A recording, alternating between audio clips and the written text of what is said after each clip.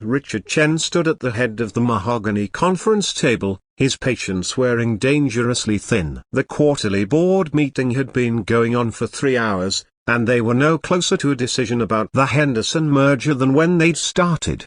"Let me get this straight," he said, his voice tight with frustration. "We've spent $12 million on consultants, and the best advice they can give us is proceed with caution. My 8-year-old daughter could have told me that." The executives around the table shifted uncomfortably. Richard was known for his brilliance, his ruthlessness, and his complete intolerance for mediocrity. At 47, he'd built Chen Industries into a $15 billion empire through sheer force of will and an almost supernatural ability to see opportunities others missed.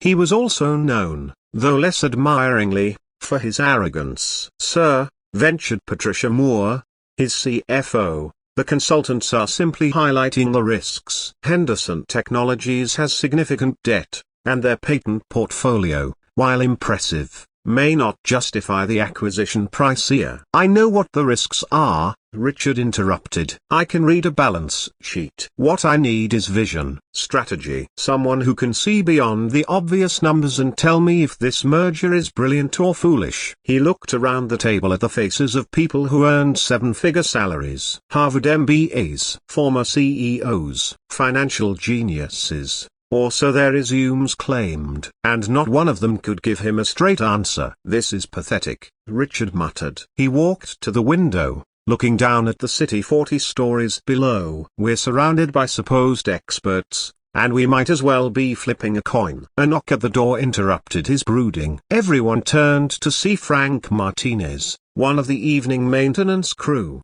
standing hesitantly in the doorway with his cleaning cart. "Sorry, Mr. Chen," Frank said quickly. "I didn't realize you were still in here. I'll come back later." "No, wait," Richard said, a strange idea forming in his mind. He turned back to his executives with a cold smile. "You know what? Maybe we're asking the wrong people." Patricia frowned. "Sir?" This manner Richard gestured toward Frank.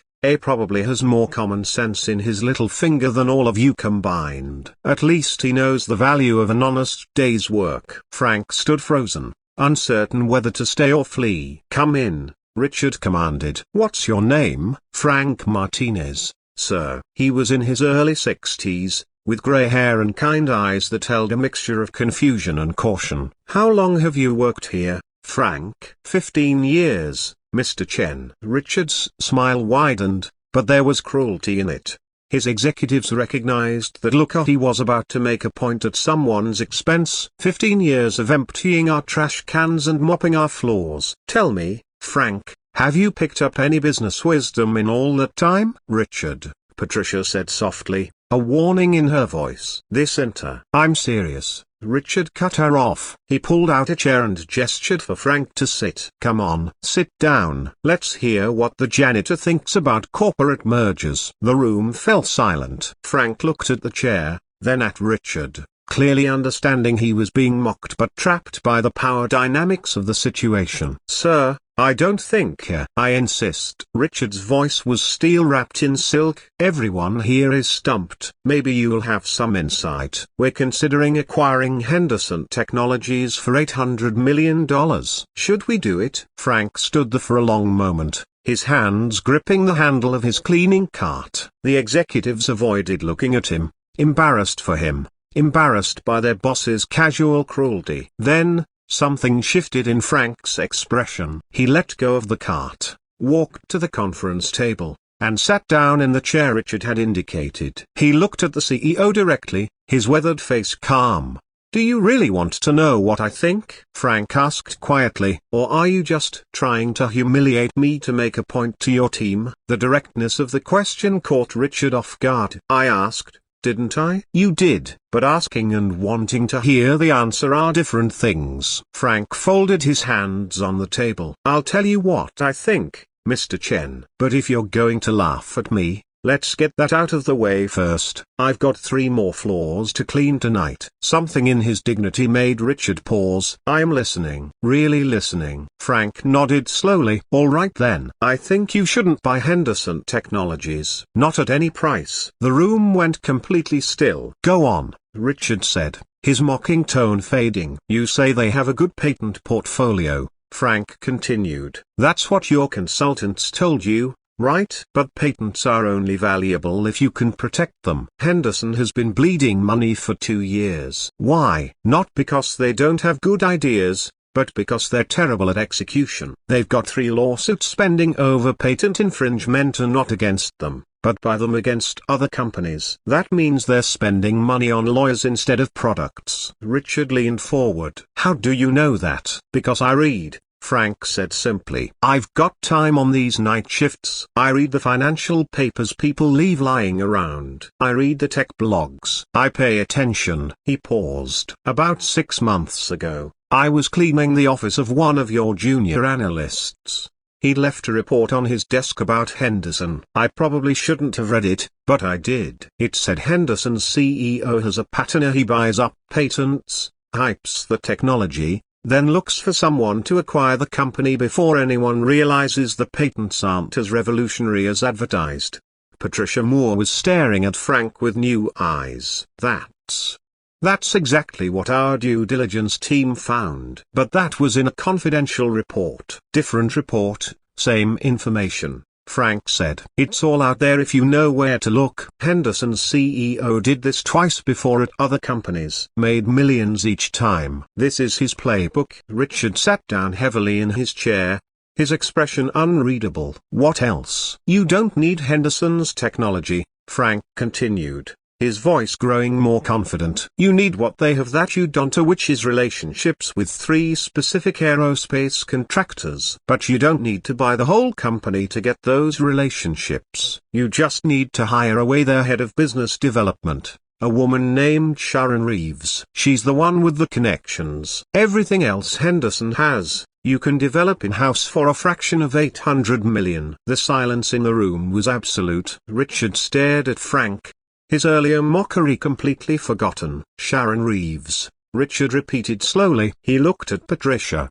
Do we have any intelligence on Henderson's key personnel? Patricia was already typing on her tablet. Sharon Reeves, Vice President of Strategic Partnerships. She's been with Henderson for 8 years, responsible for all their major contract wins. According to LinkedIn, she hasn't updated her profile in 6 months. Which often means she looked up, her eyes wide. Which often means she's unhappy and open to opportunities. Richard turned back to Frank. How did you know all this? Frank shrugged. Like I said, I read. I listen. When you're invisible to people, you hear things. The Henderson VP visited this building 3 months ago for a meeting. I was cleaning the lobby bathroom when she was in there on her phone, arguing with her boss. She said something like, I'm the only reason this company has any revenue, and you're giving the stock options to your nephew?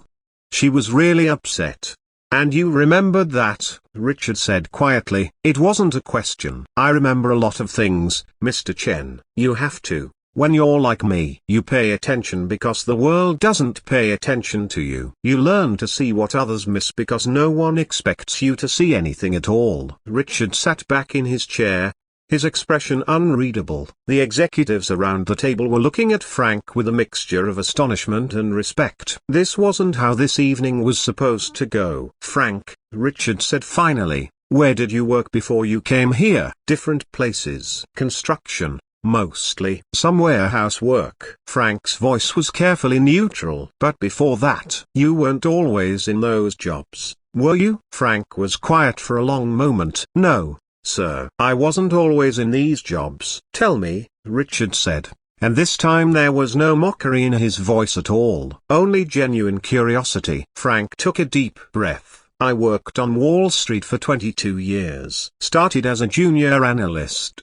worked my way up to senior portfolio manager at Whitman Investment Group. I was good at my job. Really good. The room was so quiet you could hear the hum of the ventilation system. What happened? Patricia asked gently. I got sick. Cancer. Frank's voice was steady, factual. The treatment was expensive. My insurance covered some of it, but not nearly enough. I had to sell everything in my house, my car, my retirement accounts. When I finally went into remission, I was 62 years old, broke, and no one in finance wanted to hire someone my age who'd been out of the game for 3 years.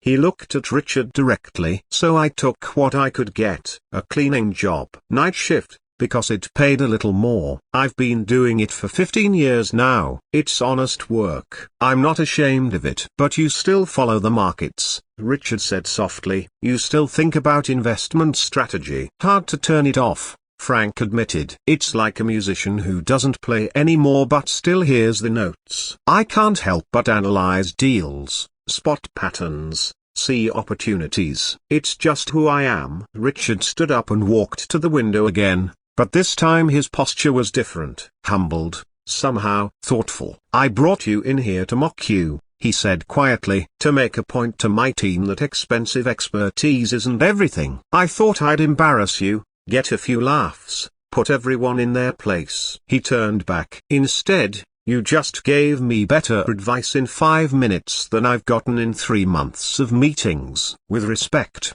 sir, Frank said, you didn't need me to give you advice. You needed someone to confirm what you already knew in your gut. That this deal felt wrong, that there was something off about it. Richard nodded slowly. You're right, I did know. But everyone kept telling me I was being overcautious, that I was missing an opportunity. He looked at his executives. No offense to any of you. You're brilliant people. But sometimes we surround ourselves with the same kind of thinking, the same perspectives, and we miss what's right in front of us. He walked back to the table and extended his hand to Frank. Thank you. Sincerely, you've saved this company from a very expensive mistake.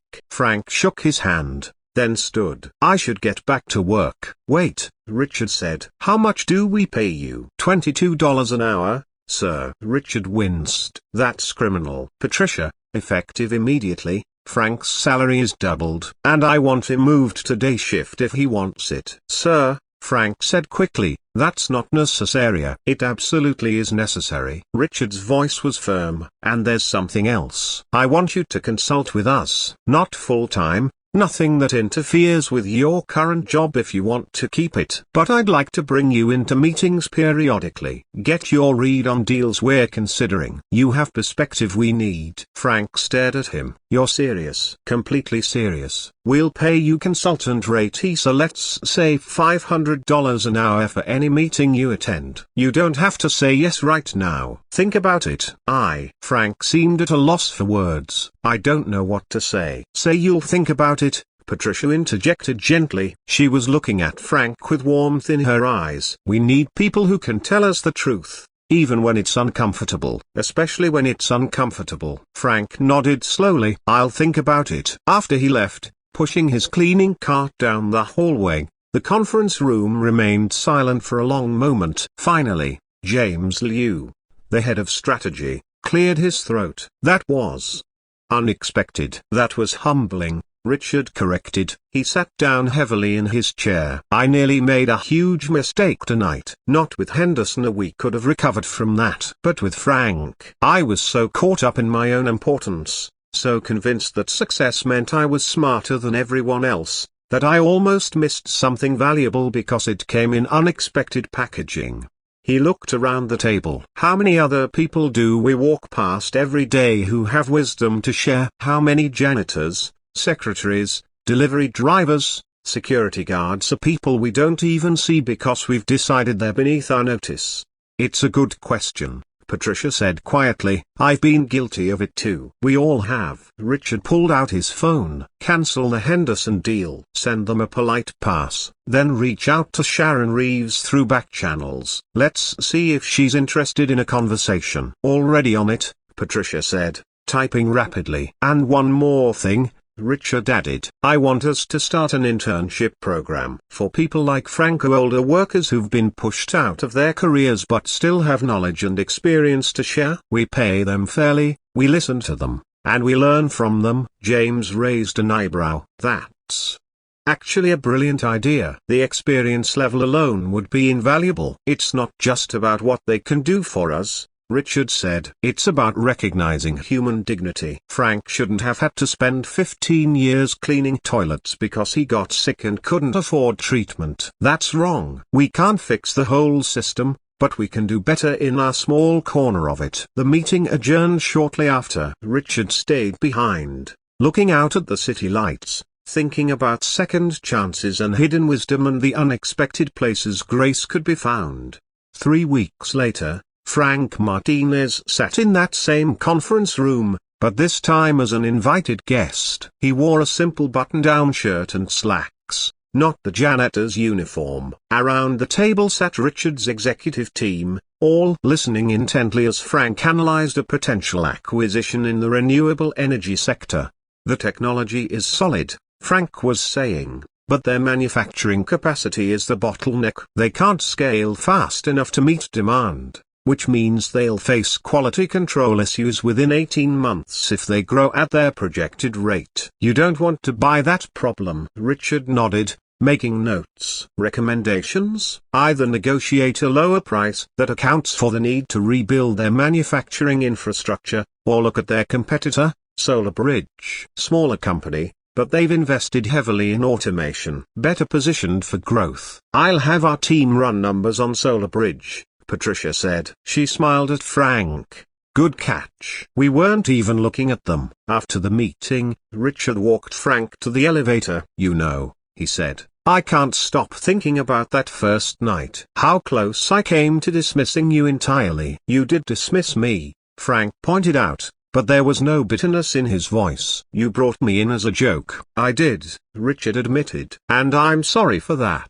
Truly sorry. It was beneath both of us. Apology accepted. Frank pressed the elevator button. But you know what? In a strange way, I'm grateful it happened the way it did. If you'd heard I used to work on Wall Street and invited me in respectfully, I might have felt like charity. This way, I earned my place here. I proved my worth. The elevator doors opened. Frank stepped in, then turned back. Can I tell you something, Mr. Chen? Something I've learned in my years of being invisible? Please. The world sorts people into categories: successful and unsuccessful, important and unimportant, valuable and disposable. But those categories are illusions. Every person you meet has a story. Every person has wisdom earned through living. The janitor might be a former executive. The security guard might be a veteran with leadership experience. The receptionist might have a PhD. You never know until you actually see people. See them, Richard repeated softly. Not just look at them, but really see them. Exactly. Frank smiled. You gave me a second chance, and I'm grateful. But more than that, you gave me back my dignity. You made me visible again. That's a greater gift than any paycheck. The elevator doors began to close. Richard caught them. Frank, one more thing. We're organizing a company-wide training next month on unconscious bias and inclusive leadership. Would you be willing to share your story? Not just with the executives, but with everyone. Frank was quiet for a moment, considering. You know, I think I would. If my story can help people see each other differently, that would be worthwhile. Thank you, Richard said, and he meant it with his whole heart. After Frank left, Richard returned to his office. On his desk was a framed photo of his daughter, Emma, smiling in her soccer uniform. He picked it up, thinking about the world he wanted her to grow up in, the world where people were valued for their character and wisdom, not just their job titles and bank accounts. His phone buzzed. A text from Patricia. Just got off the phone with Sharon Reeves from Henderson. She's very interested in talking. Frank was right about everything. Richard smiled and typed back. Of course he was. He sees what we miss. He looked out at the city, at the thousands of lit windows representing thousands of lives, each one containing stories he would never know. How many Franks were out there? How many people with wisdom and experience were being overlooked, undervalued, rendered invisible by a society that measured worth in all the wrong ways? He couldn't change the whole world, but he could change his company. He could change how he treated people. He could choose to see. And sometimes, Richard thought, that was enough. Sometimes one person seeing another persona really seeing theme could start a ripple that spread farther than anyone expect.